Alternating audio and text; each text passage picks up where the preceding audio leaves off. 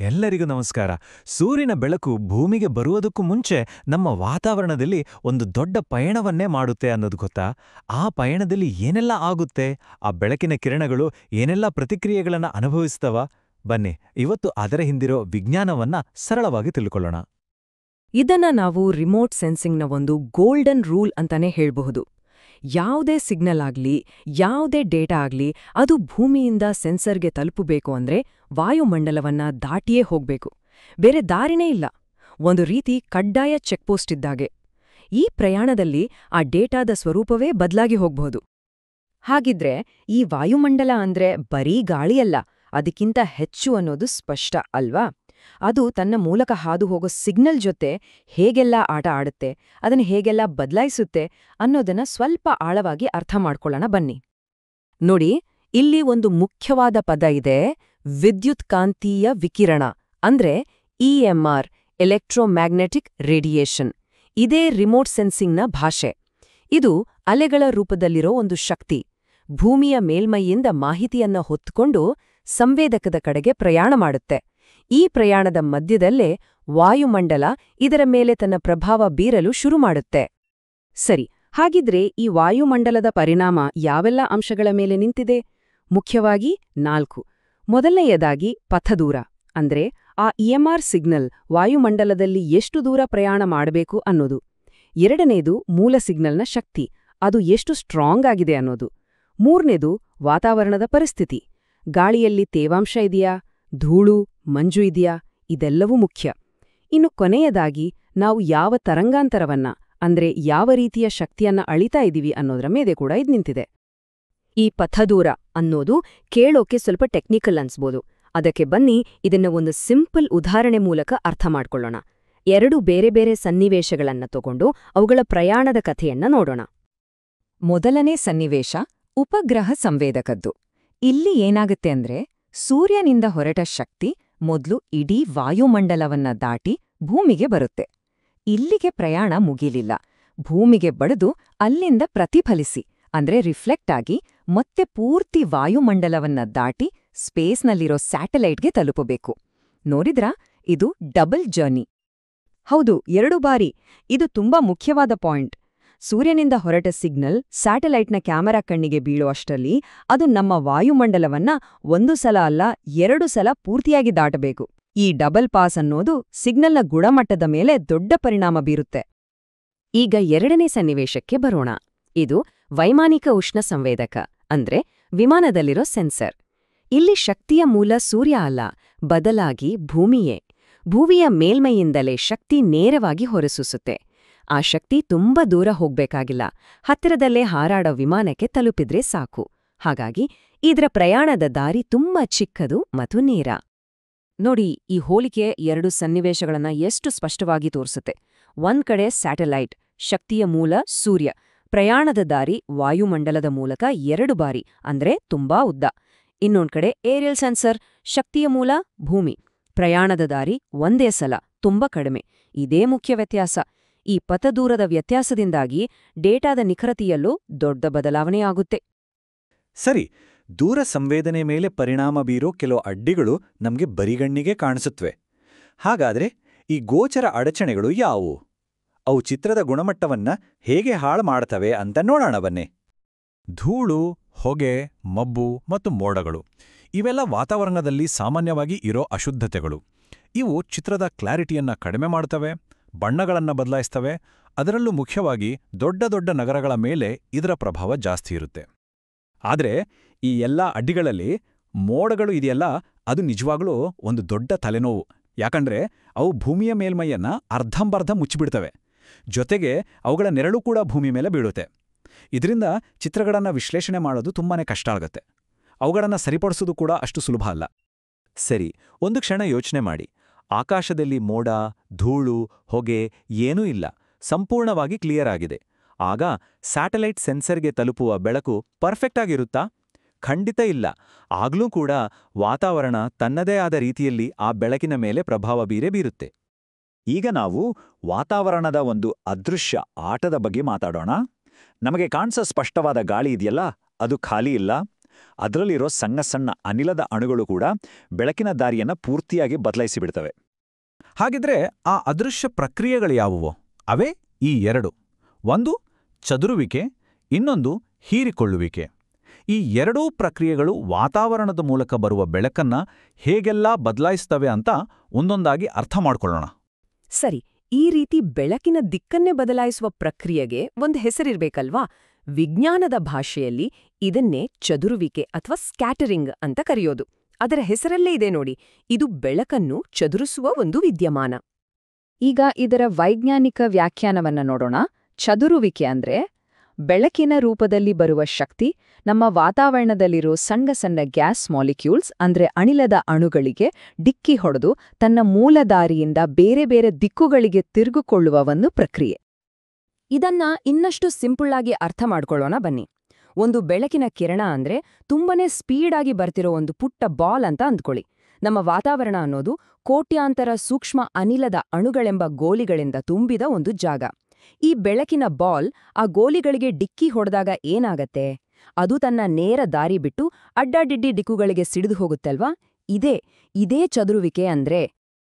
ಈ ಚದುರುವಿಕೆಯ ಪರಿಣಾಮ ಬಹಳ ಮುಖ್ಯ. ಯಾಕಂದ್ರೆ ಈ ರೀತಿ ಚದುರಿದ ಸೌರಶಕ್ತಿಯಲ್ಲಿ ಸ್ವಲ್ಪ ಭಾಗ ವಾಪಸ್ ಬಾಹ್ಯಾಕಾಶಕ್ಕೆ ಹೊರಟೋಗುತ್ತೆ. ಆದ್ರೆ ಉಳಿದ ಬಹುಪಾಲು ಶಕ್ತಿ ಭೂಮಿಯ ಮೂಲೆ ಮೂಲೆಗೂ ಹರಡ್ಕೊಳ್ಳುತ್ತೆ. ಇದು ನಮ್ಮ ಭೂಮಿಯ ತಾಪಮಾನವನ್ನ ಕಂಟ್ರೋಲ್ ಮಾಡೋದರಲ್ಲಿ ತುಂಬಾನೇ ದೊಡ್ಡ ಪಾತ್ರ ವಹಿಸುತ್ತೆ. ಈಗೊಂದು ಇಂಟ್ರೆಸ್ಟಿಂಗ್ ಪ್ರಶ್ನೆ. ಎಲ್ಲಾ ಬೆಳಕು ಒಂದೇ ಸಮನಾಗಿ ಚದುರುತ್ತಾ? ಖಂಡಿತ ಇಲ್ಲ. ಈ ಚದುರುವಿಕೆ ಎಷ್ಟಾಗ್ಬೇಕು ಅನ್ನೋದು ಕೆಲವು ನಿರ್ದಿಷ್ಟ ಅಂಶಗಳ ಮೇಲೆ ನಿಂತಿದೆ. ಆ ಅಂಶಗಳು ಯಾವುವು? ಅವು ಹೇಗೆ ಈ ಪ್ರಕ್ರಿಯೆ ಮೇಲೆ ಪ್ರಭಾವ ಬೀರ್ತವೆ ಅಂತ ನೋಡೋಣ. ಚದುರುವಿಕೆಯ ಮೇಲೆ ಪ್ರಭಾವ ಬೀರೋ 4 ಮುಖ್ಯ ಅಂಶಗಳಿವು. ವಾತಾವರಣದಲ್ಲಿರೋ ಕಣಗಳ ಸೈಜ್, ಅವುಗಳ ಸಾಂದ್ರತೆ ಅಂದ್ರೆ ಡೆನ್ಸಿಟಿ, ಮತ್ತೆ ಬೆಳಕು ವಾತಾವರಣದಲ್ಲಿ ಎಷ್ಟು ದೂರ ಪ್ರಯಾಣ ಮಾಡುತ್ತೆ ಅನ್ನೋದು. ಆದ್ರೆ ಇವೆಲ್ಲಕ್ಕಿಂತ ಮುಖ್ಯವಾದ ಮತ್ತು ತುಂಬಾನೇ ಕುತೂಹಲಕಾರಿಯಾದ ಅಂಶ ಅಂದ್ರೆ ಅದು ಬೆಳಕಿನ ತರಂಗಾಂತರ ಅಥವಾ ವೇವ್ಲೆಂತ್. ಆಕಾಶದ ಬಣ್ಣದ ಹಿಂದಿರೋ ಅಸ್ಲಿ ಸೀಕ್ರೆಟ್ ಅಡಗಿರೋದೇ ಇಲ್ಲಿ. ಅಂದಾಗೆ ಈ ಚದುರುವಿಕೆಯಲ್ಲೇ 3 ಬೇರೆ ಬೇರೆ ರೀತಿಗಳಿವೆ. ಮೊದಲನೇದು ರೇಲೆ ಚದುರುವಿಕೆ. ಇದು ಗಾಳಿಯಲ್ಲಿರೋ ತುಂಬಾನೇ ಸಣ್ಣ ಕಣಗಳಿಂದ ಆಗೋದು. ನೀಲಿ ಬಣ್ಣವನ್ನ ಜಾಸ್ತಿ ಚದುರಿಸೋದಿದೆ, ಅದಕ್ಕೆ ಆಕಾಶ ನೀಲಿಯಾಗಿರುತ್ತೆ. ಇನ್ನು ಎರಡನೇದು ಮೀ ಚದುರುವಿಕೆ. ಇದು ಧೂಳು, ಹೊಗೆ ಅಂಥ ಸ್ವಲ್ಪ ದೊಡ್ಡ ಕಣಗಳಿಂದಾಗೋದು. ಮೋಡಗಳು ಯಾಕೆ ಬಿಳಿಯಾಗಿ ಕಾಣುತ್ತೆ ಗೊತ್ತಾ? ಅದಕ್ಕೆ ಕಾರಣ ಈ ಮೀ ಚದುರುವಿಕೆ. ಕೊನೆಗೆ ಮೂರನೇದು ಅಸಂಯೋಜಿತ ಚದುರುವಿಕೆ. ಇದು ಮಳೆ ಹನಿಯಂತಹ ಇನ್ನೂ ದೊಡ್ಡ ಕಣಗಳಿಂದ ಆಗೋದು. ಈ ತರಂಗಾಂತರಕ್ಕೂ ಚದುರುವಿಕೆಗೂ ಇರೋ ಸಂಬಂಧವನ್ನ ಮೊದಲ ಬಾರಿಗೆ ಸೈಂಟಿಫಿಕ್ ಆಗಿ ವಿವರಿಸಿದವರೇ ಲಾರ್ಡ್ ರೇಲೆ. ಈ ವಿದ್ಯಮಾನವನ್ನ ಜಗತ್ತಿಗೆ ಅರ್ಥ ಮಾಡಿಸೋದ್ರಲ್ಲಿ ಅವರ ಕೊಡುಗೆ ನಿಜಕ್ಕೂ ಅಪಾರ. ಲಾರ್ಡ್ ರೇಲೆ ಅವರ ಇಡೀ ಸಂಶೋಧನೆಯ ಸಾರಾಂಶವೇ ಈ ಒಂದು ವಾಕ್ಯದಲ್ಲಿದೆ. ಅಂದ್ರೆ ಬೆಳಕು ಚದರ್ಲಿಕ್ಕೆ ವಾತಾವರಣದಲ್ಲಿ ಧೂಳಿನ ಕಣಗಳೇ ಇರಬೇಕು, ಮಾಲಿನ್ಯವೇ ಇರಬೇಕು ಅಂತೇನಿಲ್ಲ. ನಮ್ಮ ಸುತ್ತ ಇರೋ ಸಂಪೂರ್ಣ ಶುದ್ಧ ಗಾಳಿಯ ಅಣುಗಳೇ ಆ ಕೆಲಸವನ್ನ ಪರ್ಫೆಕ್ಟ್ ಆಗಿ ಮಾಡ್ತವೆ ಅನ್ನೋದನ್ನ ಅವರು ಜಗತ್ತಿಗೆ ತೋರಿಸ್ಕೊಟ್ರು. ಇದು ನಡೀತ್ಯವಾಗಾಂಡೆ ಸುಮಾರು 1890ರ ದಶಕದಲ್ಲಿ ಬ್ರಿಟಿಷ್ ಭೌತವಿಜ್ಞಾನಿ ಲಾರ್ಡ್ ರೇಲೆ ಈ ಚದುರುವಿಕೆಯ ನಿಯಮವನ್ನ ಕಂಡುಹಿಡಿದ್ರು. ಇದು ಫಿಸಿಕ್ಸ್ ಜಗತ್ತಿನಲ್ಲಿ ಒಂದು ದೊಡ್ಡ ಮೈಲಿಗಲ್ಲು ಅಂತಾನೆ ಹೇಳ್ಬಹುದು. ಹಾಗಾದ್ರೆ ಲಾರ್ಡ್ ರೇಲೆ ಕಂಡುಹಿಡಿದ ಆ ನಿರ್ಣಾಯಕ ನಿಯಮತರಿ ಏನು? ಅದು ಬೇರೇನೂ ಅಲ್ಲ, ಬೆಳಕಿನ ತರಂಗಾಂತರಕ್ಕೂ, ಅಂದ್ರೆ ಸಿಂಪಲ್ ಆಗಿ ಹೇಳೋದಾದ್ರೆ ಬೆಳಕಿನ ಬಣ್ಣಕ್ಕೂ ಮತ್ತೆ ಅದು ಎಷ್ಟು ಚದುರುತ್ತೆ ಅನ್ನೋದಕ್ಕೂ ಇರೋ ಒಂದು ನಿಖರವಾದ ಸಂಬಂಧ. ಈ ಸ್ಲೈಡ್ನಲ್ಲಿ ಇರೋದೇ ರೇಲೆ ಚದುರುವಿಕೆಯ ಸಂಪೂರ್ಣ ಸಾರ. ಯಾವ ಬೆಳಕಿನ ತರಂಗಾಂತರ ಅಂದ್ರೆ ವೇವ್ಲೆಂತ್ ಚಿಕ್ಕದಾಗಿರುತ್ತೋ ಅದು ಅತಿ ಹೆಚ್ಚು ಚದುರುತ್ತೆ. ಈಗ ನೀಲಿ ಮತ್ತೆ ನೇರಳೆ ಬಣ್ಣದ ಬೆಳಕಿನ ವೇವ್ಲೆಂತ್ ತುಂಬಾ ಚಿಕ್ಕದು. ಹಾಗಾಗಿ ಅವು ಉದ್ದವಾದ ವೇವ್ಲೆಂತ್ ಇರೋ ಕೆಂಪು ಅಥವಾ ಕಿತ್ತಳೆ ಬಣ್ಣಕ್ಕಿಂತ ಎಷ್ಟೋ ಪಟ್ಟು ಜಾಸ್ತಿ ಚದುರಿ ಹೋಗ್ತವೆ.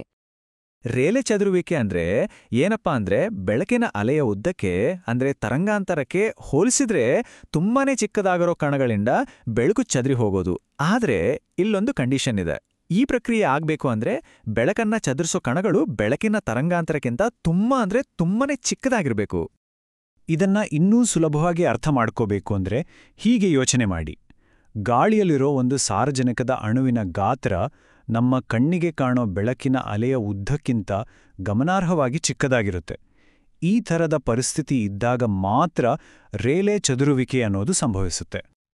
ಇಲ್ಲಿ ಇನ್ನೊಂದು ಇಂಟ್ರೆಸ್ಟಿಂಗ್ ವಿಷಯ ಏನಂದ್ರೆ, ಈ ಚದುರುವಿಕೆ ಆಗೋಕೆ ವಾತಾವರಣದಲ್ಲಿ ಧೂಳು, ಹೊಗೆ ಅಥವಾ ಬೇರೆ ಯಾವುದೇ ಮಾಲಿನ್ಯ ಇರಲೇಬೇಕಂತಿಲ್ಲ. ಗಾಳಿ ಸಂಪೂರ್ಣವಾಗಿ ಶುದ್ಧವಾಗಿದ್ರೂ ಕ್ಲಿಯರ್ ಆಗಿದ್ರೂ ಈ ಪ್ರಕ್ರಿಯೆ ನಡೆಯುತ್ತೆ. ಅದಕ್ಕೆ ಇದನ್ನ ಸ್ಪಷ್ಟ ವಾಯುಮಂಡಲದ ಚದುರುವಿಕೆ ಅಂತಾನೂ ಕರೀತಾರೆ. ಭೂಮಿಯಿಂದ ಸುಮಾರು 10 ಕಿಲೋಮೀಟರ್ ಎತ್ತರದವರೆಗೆ ಇದು ತುಂಬನೇ ಪ್ರಬಲವಾಗಿರುತ್ತೆ. ಹಾಗಾದ್ರೆ ಯಾವ ಬಣ್ಣ ಜಾಸ್ತಿ ಚದುರಬೇಕೋ ಯಾವುದು ಕಮ್ಮಿ ಅಂತ ಹೇಗೆ ನಿರ್ಧಾರ ಆಗುತ್ತೆ?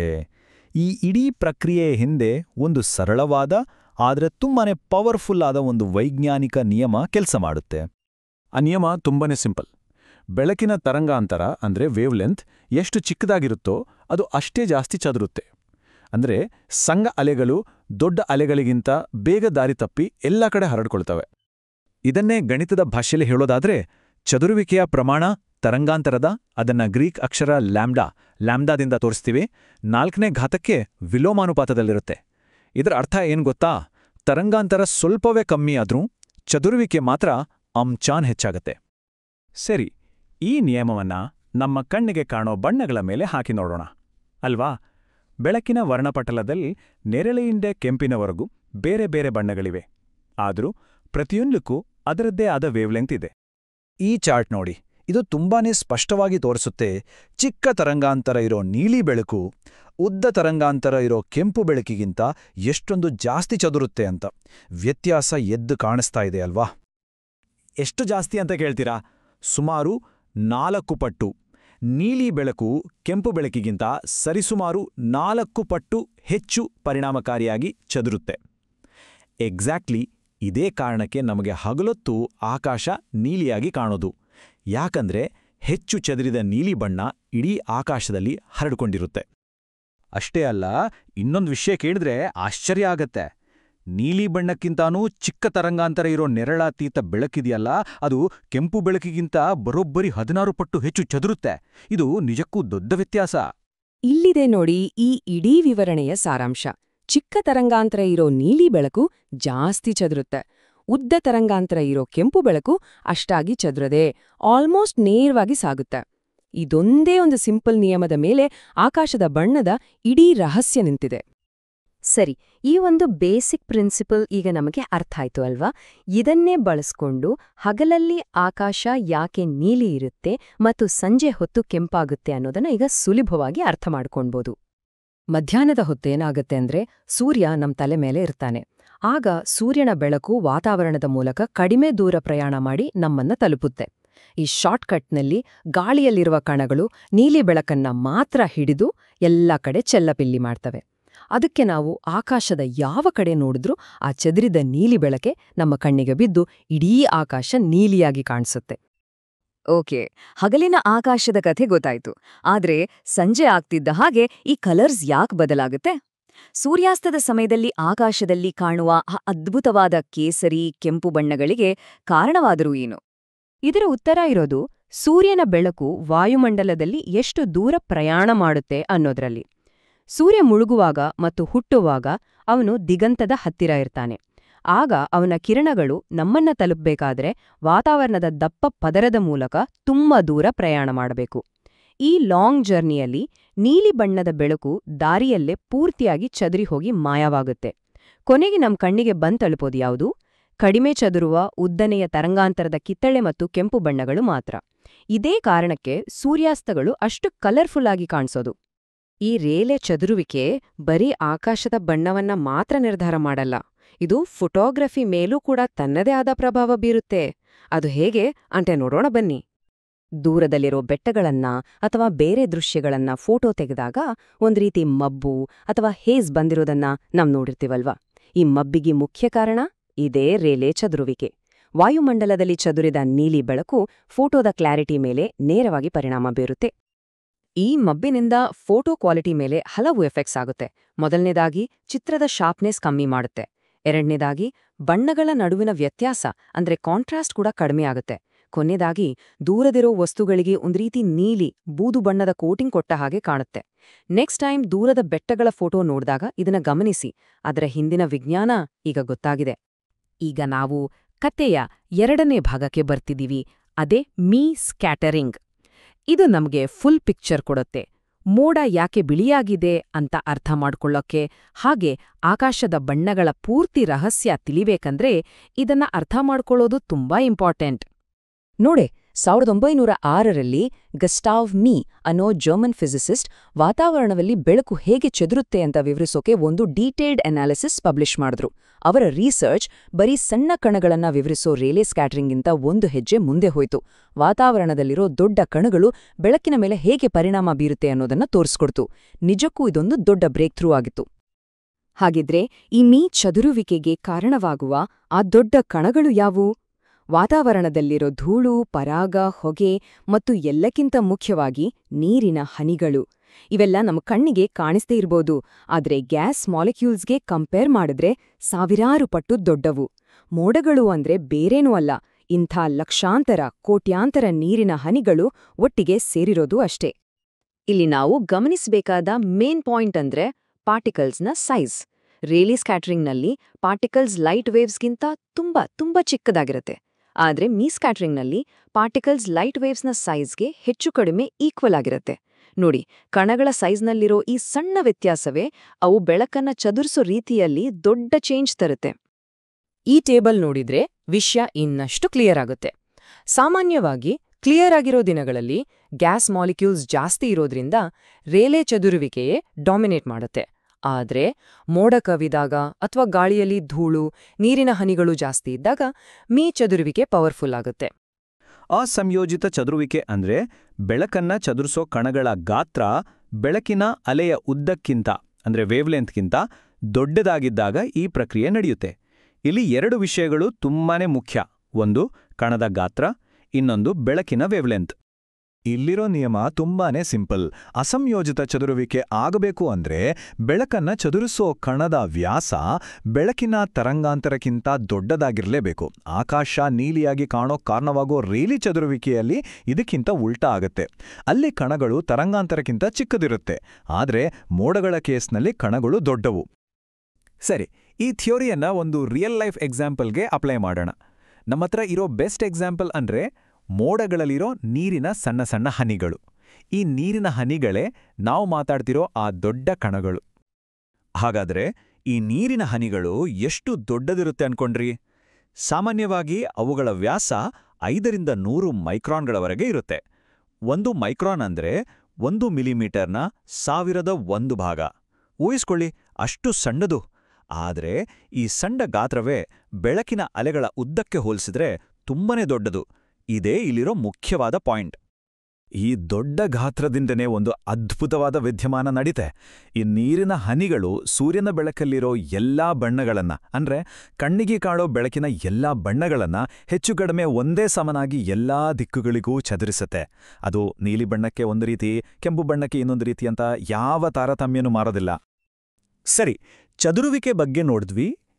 ಆ ಎರಡನೇ ಪ್ರಮುಖ ಪ್ರತಿಕ್ರಿಯೆ ಕಡೆ ಬರೋಣ. ಅದುವೇ ಹೀರಿಕೊಳ್ಳುವಿಕೆ ಅಂದ್ರೆ ಅಬ್ಸಾರ್ಪ್ಷನ್. ನೋಡಿ, ಚದುರುವಿಕೆಯಲ್ಲಿ ಬೆಳಕು ತನ್ನ ದಾರಿಯನ್ನಷ್ಟೇ ಬದಲಾಯಿಸುತ್ತೆ, ಆದರೆ ಹೀರಿಕೊಳ್ಳುವಿಕೆಯಲ್ಲಿ ಹಾಗಲ್ಲ. ಇಲ್ಲಿ ವಾತಾವರಣದ ಅನಿಲಗಳು ಬೆಳಕಿನ ಶಕ್ತಿಯನ್ನೇ ಅಕ್ಷರಶಃ ನುಂಗಿಬಿಡ್ತವೆ. ವಿಕಿರಣದ ಹೀರಿಕೆಕೊಳ್ಳುವಿಕೆ ಅಂದ್ರೆ ವಾತಾವರಣ ತನ್ನ ಮೂಲಕ ಹಾದು ಹೋಗೋ ಸೂರ್ಯನ ಶಕ್ತಿಯನ್ನ ತಡೆಯುತ್ತೆ ಅಥವಾ ದುರ್ಬಲಗೊಳಿಸುತ್ತೆ. ಅಂದ್ರೆ ನಮ್ಮ ವಾತಾವರಣ ಏನಿದೆ ಅಲ್ವಾ, ಅದು ಸುಮ್ಮನೆ ಒಂದು ಗಾಜಿನ ಕಿಟಕಿಯ ಥರ ಅಲ್ಲ, ಬದಲಾಗಿ ಒಂದು ಫಿಲ್ಟರ್ ಥರ ಕೆಲಸ ಮಾಡುತ್ತೆ. ಅದು ಹೀರಿಕೊಂಡ ಶಕ್ತಿಯನ್ನ ಆಮೇಲೆ ಶಾಖದ ರೂಪದಲ್ಲಿ ಮತ್ತೆ ಹೊರಸೂಸುತ್ತೆ. ಇದು ನಮ್ಮ ಗ್ರಹವನ್ನ ಬೆಚ್ಚಗೆ ಇಡಕ್ಕೆ ಸಹಾಯ ಮಾಡುತ್ತೆ. ಈಗ ಈ ಪ್ರಕ್ರಿಯೆ ಅಣುಗಳ ಮಟ್ಟದಲ್ಲಿ ಹೇಗೆ ನಡೆಯುತ್ತೆ ಅನ್ನೋದು ನಿಜಕ್ಕೂ ತುಂಬಾನೇ ಇಂಟ್ರೆಸ್ಟಿಂಗ್. ಇದೆಲ್ಲವೂ ಶಕ್ತಿ ಮತ್ತು ವಸ್ತುವಿನ ನಡುವೆ ನಡೆಯೋ ಒಂದು ಅದೃಶ್ಯ ನೃತ್ಯ ಇದ್ದ ಹಾಗೆ. ಮೊದಲಿಗೇನಾಗತ್ತಂದ್ರೆ, ಸೂರ್ಯನಿಂದ ಬರೋ ಫೋಟಾನ್ ಅಂದ್ರೆ ಒಂದು ಶಕ್ತಿಯ ಕಣ ವಾತಾವರಣದಲ್ಲಿರೋ ಅನಿಲದ ಅಣುವಿಗೆ ಬಂದು ಡಿಕ್ಕಿ ಹೊಡೆಯುತ್ತೆ. ಆಮೇಲೆ ಆ ಫೋಟಾನ್ಗೆ ಒಂದು ನಿರ್ದಿಷ್ಟ ಪ್ರಮಾಣದ ಶಕ್ತಿ ಇದ್ರೆ ಮಾತ್ರ, ಅಂದ್ರೆ ಒಂದು ನಿರ್ದಿಷ್ಟ ಬೀಗಕ್ಕೆ ಸರಿಯಾದ ಕೀಲಿ ಇದ್ದ ಹಾಗೆ ಅದು ಆ ಅಣುವನ್ನ ಕಂಪಿಸುವಂತೆ ಅಥವಾ ತಿರುಗುವಂತೆ ಮಾಡತ್ತೆ. ಕೊನೆಗೆ ಈ ಕಂಪನವಿಂದಲೇ ಶಕ್ತಿ ಹೀರ್ಕೊಳ್ಳಲ್ಪಡತ್ತೆ. ಪ್ರತಿಯೊಂದು ಅನಿಲದ ಅಣುವಿಗೂ ತನ್ನದೇ ಆದ ವಿಶಿಷ್ಟ ಶಕ್ತಿಯ ಅಗತ್ಯವಿರುತ್ತೆ. ಹಾಗಾದ್ರೆ ಇದರಲ್ಲಿ ಅತೀ ಮುಖ್ಯವಾದ ಅಂಶ ಯಾವುದು? ಹೀರಿಕೊಳ್ಳುವ ಕಿರಣಗಳ ಸ್ಥಾನ ಮತ್ತು ಮಹತ್ವವು ಅಣುವಿನ ಸ್ವರೂಪವನ್ನ ಅವಲಂಬಿಸಿರುತ್ತದೆ. ಅಂದ್ರೆ ಯಾವ ಅನಿಲದ ಅಣು ಇದೆ ಅನ್ನೋದರ ಮೇಲೆ ಯಾವ ಕಿರಣ ಹೀರಿಕೊಳ್ಳಲ್ಪಡುತ್ತೆ ಅನ್ನೋದು ನಿಂತಿರುತ್ತೆ. ಉದಾಹರಣೆಗೆ, ಓಝೋನ್ ಅಣು ನೇರಳಾತೀತ ಕಿರಣಗಳನ್ನ ಮಾತ್ರ ಹೀರಿಕೊಳ್ಳುತ್ತೆ, ಬೇರೆ ಕಿರಣಗಳನ್ನಲ್ಲ. ಇದು ಬಹಳ ಮುಖ್ಯವಾದ ಪಾಯಿಂಟ್. ಸರಿ, ಹಾಗಿದ್ರೆ ಈಗ ನಮ್ಮ ವಾತಾವರಣದಲ್ಲಿ ಈ ಕೆಲಸ ಮಾಡೋ ಹೀರೋಗಳು ಯಾರು ಅಂತ ನೋಡೋಣ. ಅಂದ್ರೆ ಮುಖ್ಯವಾದ ಅನಿಲಗಳು ಯಾವುವು? ಮೊದಲನೇದಾಗಿ ಬಹುಶಃ ನಾವೆಲ್ಲರೂ ಇದ್ರ ಬಗ್ಗೆ ಕೇಳಿರ್ತೀವಿ. ಅದೇ ಓಝೋನ್, O3. ನಮ್ಮ ವಾತಾವರಣದ ರಕ್ಷಣಾ ಕವಚದಲ್ಲಿ ಇದರ ಪಾತ್ರ ತುಂಬಾನೇ ದೊಡ್ಡದು.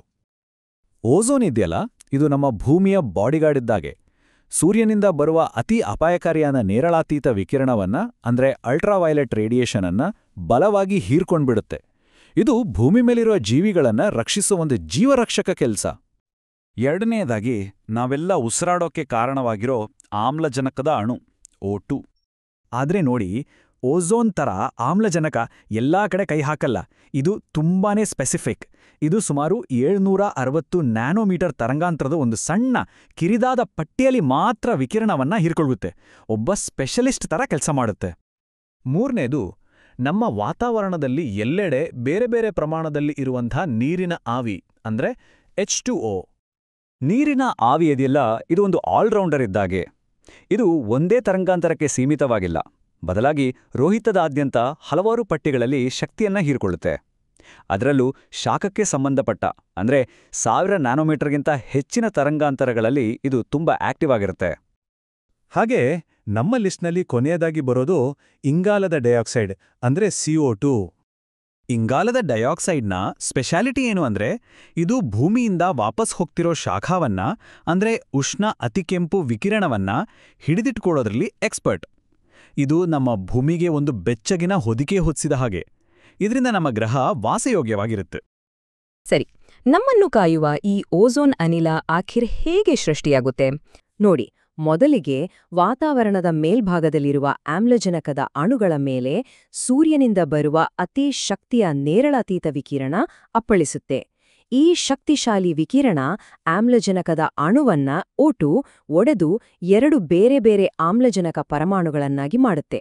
ಆಮೇಲೆ ಹೀಗೆ ಒಂಟಿಯಾದ ಪರಮಾಣುಗಳು ಇನ್ನೊಂದು ಪೂರ್ತಿ ಆಮ್ಲಜನಕ ಅಣುವಿನ O2 ಜೊತೆ ಸೇರ್ಕೊಂಡು ಓಝೋನ್ O3 ಅಣುವನ್ನ ಸೃಷ್ಟಿ ಮಾಡುತ್ತವೆ. ಇದೊಂದು ನಿರಂತರವಾಗಿ ನಡೀತಾನೆ ಇರುವ ಪ್ರಕ್ರಿಯೆ. ಓಝೋನ್ ಪದರ ಇರೋದು ಭೂಮಿಯ ವಾಯುಮಂಡಲದ ಸಮೋಷ್ಣ ಮಂಡಲ ಅಂದ್ರೆ ಸ್ಟ್ರಾಟೋಸ್ಫಿಯರ್ ಅನ್ನೋ ಭಾಗದಲ್ಲಿ.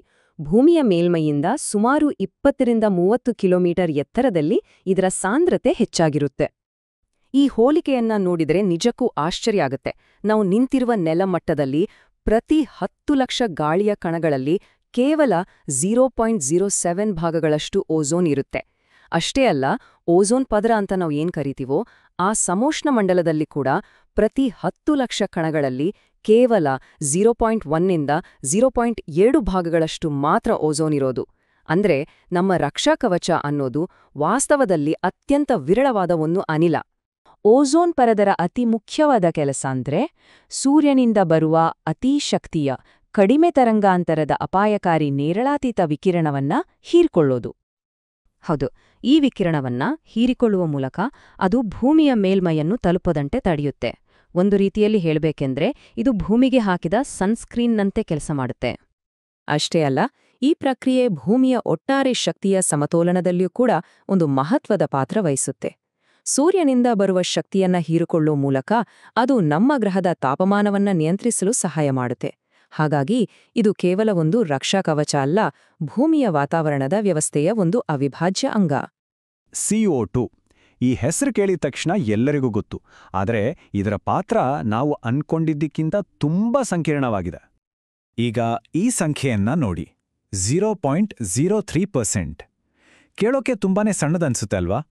ಅಂದ್ರೆ ನಾವು ಉಸಿರಾಡೋ ಒಣಗಾಳಿಯಲ್ಲಿರೋ ಪ್ರತಿ 10,000 ಕಣಗಳಲ್ಲಿ ಕೇವಲ 3 ಕಣಗಳು ಮಾತ್ರ ಇಂಗಾಲದ ಡೈಆಕ್ಸೈಡ್. ಇಷ್ಟು ಕಡಿಮೆ ಇದ್ರೂ ಇದರ ಪ್ರಭಾವ ಮಾತ್ರ ಅಗಾಧ. ಅದು ಹೇಗೆ ಅಂತ ಮುಂದೆ ನೋಡೋಣ. ಸರಿ, ಇಷ್ಟು ಕಡಿಮೆ ಪ್ರಮಾಣದಲ್ಲಿರೋ ಈ ಅನಿಲ ನಮ್ಮ ಇಡೀ ಭೂಮಿಯ ಮೇಲೆ ಹೇಗೆ ಹಂಚಿ ಹೋಗಿದೆ? ಬನ್ನಿ ಅದರ ಕಥೆಯನ್ನೇ ನೋಡೋಣ.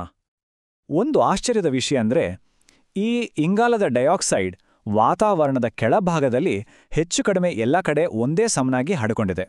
ಅಂದ್ರೆ ನೀವು ಹಿಮಾಲಯದ ತುದಿಯಲ್ಲೇ ಇರಿ ಅಥವಾ ಅಮೆಜಾನ್ ಕಾಡಿನ ಮಧ್ಯದಲ್ಲೇ ಇರಿ, ನಿಮ್ಮ ಸುತ್ತ ಇರೋ ಗಾಳಿಯಲ್ಲಿ CO2 ಪ್ರಮಾಣ ಹೆಚ್ಚು ಕಡಿಮೆ ಒಂದೇ ಆಗಿರುತ್ತೆ.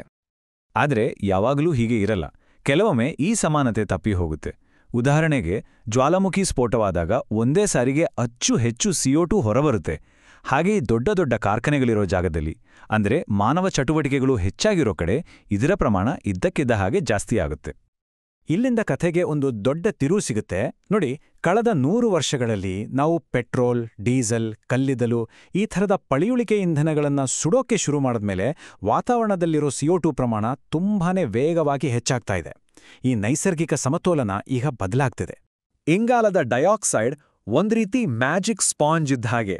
ಆದ್ರೆ ಇದು ನೀರನ್ನಲ್ಲ, ಬದಲಿಗೆ ಬಿಸಿಯನ್ನ, ಅಂದ್ರೆ ಉಷ್ಣ ವಿಕಿರಣ ಅಥವಾ ಥರ್ಮಲ್ ರೇಡಿಯೇಷನ್ ಅನ್ನು ಹೀರ್ಕೊಳ್ತೆ. ಇದು ನಮ್ಮ ಕಣ್ಣಿಗೆ ಕಾಣಿಸ್ದ ಅತಿಕೆಂಪು ಅಲೆಗಳ ರೂಪದಲ್ಲಿರುತ್ತೆ. ಈ ಪ್ರಕ್ರಿಯೆ ಹೇಗೆ ನಡೀತೆ ಅಂತ ಸರಳವಾಗಿ ನೋಡೋಣ. ಮೊದಲಿಗೆ ಭೂಮಿಯಿಂದ ಉಷ್ಣಶಕ್ತಿ ಅಂದ್ರೆ ಅತಿಕೆಂಪು ವಿಕಿರಣ ವಾತಾವರಣದ ಕಡೆಗೆ ಹೋಗುತ್ತೆ.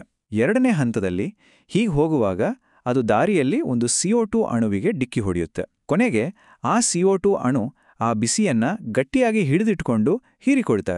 ಇದು ನಮ್ಮ ಭೂಮಿಯನ್ನ ಬೆಚ್ಚಗೆ ಇಡೋಕೆ ಸಹಾಯ ಮಾಡುತ್ತೆ, ಒಂದು ರೀತಿ ರಗ್ಗು ಹೊಚ್ಚಿದ ಹಾಗೆ. ಈ ಹೀರಿಕೊಳ್ಳುವಿಕೆ ಒಂದು ನಿರ್ದಿಷ್ಟ ತರಂಗಾಂತರದ ವ್ಯಾಪ್ತಿಯಲ್ಲಿ, ಅಂದ್ರೆ 13 ರಿಂದ 17.5 ಮೈಕ್ರೋಮೀಟರ್ಗಳ ನಡುವೆ ಅತ್ಯಂತ ಪರಿಣಾಮಕಾರಿಯಾಗಿ ನಡೆಯುತ್ತೆ. 1 ಮೈಕ್ರೋಮೀಟರ್ ಅಂದ್ರೆ 1 ಮೀಟರ್ನ 10 ಲಕ್ಷದಲ್ಲಿ 1 ಭಾಗ. ಅಷ್ಟು ಸೂಕ್ಷ್ಮ ಮಟ್ಟದಲ್ಲಿ ನಡೆಯೋ ಈ ಪ್ರಕ್ರಿಯೆ ನಮ್ಮ ಇಡೀ ಗ್ರಹದ ಹವಾಮಾನವನ್ನೇ ನಿಯಂತ್ರಿಸುತ್ತೆ. ನೀರಿನ ಆವಿ ಅಂದ್ರೆ H2O ಇದು ಬೇರೇನೂ ಅಲ್ಲ, ನೀರು ಅನಿಲ ರೂಪಕ್ಕೆ ಅಂದ್ರೆ ಗ್ಯಾಸ್ ರೂಪಕ್ಕೆ ತಿರುಗಿದಾಗ ಆಗೋದು. ಇದರಲ್ಲಿರೋ ಇಂಟ್ರೆಸ್ಟಿಂಗ್ ವಿಷಯ ಅಂದ್ರೆ ಇದು ವಾತಾವರಣದ ಒಂದು ಅದೃಶ್ಯ ಘಟಕ. ಅಂದ್ರೆ ನಮ್ಮ ಕಣ್ಣಿಗೆ ಕಾಣಿಸಲ್ಲ, ಆದ್ರೆ ನಮ್ಮ ಸುತ್ತಮುತ್ತಲಿನ ಗಾಳಿಯಲ್ಲಿ ಯಾವಾಗ್ಲೂ ಇದ್ದೇ ಇರುತ್ತೆ. ಹಾಗಾದ್ರೆ ನಮ್ಮ ವಾತಾವರಣದಲ್ಲಿ ಇದು ಎಷ್ಟಿರುತ್ತೆ? ಸಾಮಾನ್ಯವಾಗಿ ವಾತಾವರಣದ ಕೆಳಭಾಗದಲ್ಲಿ, ಅಂದ್ರೆ ಸುಮಾರು 2 ಕಿಲೋಮೀಟರ್ ಎತ್ತರದವರೆಗೆ ನೀರಿನ ಆವಿಯ ಪ್ರಮಾಣ 0ಯಿಂದ ಹಿಡಿದು ಹೆಚ್ಚೆಂದರೆ 3% ಇರುತ್ತೆ. ಕೇಳೋಕಿದು ತುಂಬಾನೇ ಕಡಿಮೆ ಅಲ್ವಾ? ಆದರೆ ಇದರ ಪ್ರಭಾವ ಮಾತ್ರ ಅಗಾಧ. ಇಲ್ಲಿ ನಾವೊಂದು ಬಹಳ ಮುಖ್ಯವಾದ ವ್ಯತ್ಯಾಸವನ್ನ ಗಮನಿಸಬೇಕು. ನೀರಿನ ಆವಿ ಅನ್ನೋದು ಗಾಳಿಯಲ್ಲಿ ಬೆರೆತು ಹೋಗಿರುವ ಒಂದು ಅದೃಶ್ಯ ಅನಿಲ. ಆದ್ರೆ ನಾವು ನೋಡೋ ಮಂಜು ಅಥವಾ ಮೋಡಗಳಲ್ಲಿರೋದು ನೀರಿನ ಹನಿಗಳು.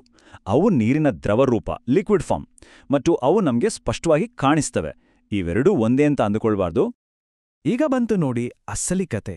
ವಾತಾವರಣದಲ್ಲಿರುವ ಬೇರೆಲ್ಲ ಅನಿಲಗಳಿಗಿಂತ ನೀರಿನ ಆವಿಯ ಪಾತ್ರ ಯಾಕಿಷ್ಟು ಸ್ಪೆಷಲ್, ಮತ್ತು ಯಾಕೆ ಅದು ನಿರಂತರವಾಗಿ ಬದಲಾಗ್ತಾನೆ ಇರುತ್ತೆ?